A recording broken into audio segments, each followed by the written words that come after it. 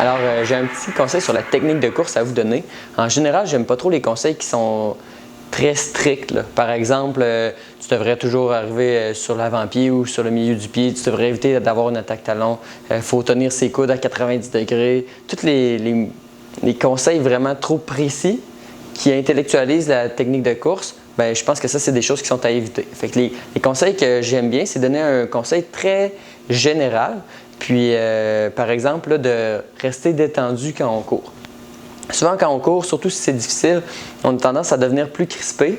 Puis, ça peut nous aider de tenter de garder nos bras détendus. Fait que moi, un conseil que j'essaie d'appliquer, c'est d'avoir les avant-bras détendus. Fait que si j'ai les avant-bras détendus, là, automatiquement, ça va détendre là, tout autour de mes épaules, mes mains. Fait que on se concentre sur une partie du corps à la fois. Puis des fois, ça peut être plus facile à gérer comme ça.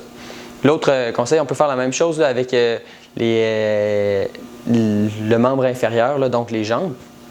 Donc, ce qu'on peut faire, c'est que quand on court, on essaie de garder, quand notre jambe est dans les airs, là, évidemment, quand elle est au sol, elle n'a pas le choix de pousser pour qu'on se propulse puis qu'on ne tombe pas vers le sol.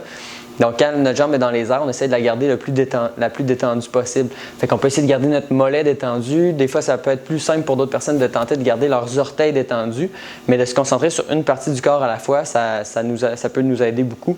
Puis, ça peut vous aider à courir détendu même lors d'efforts importants.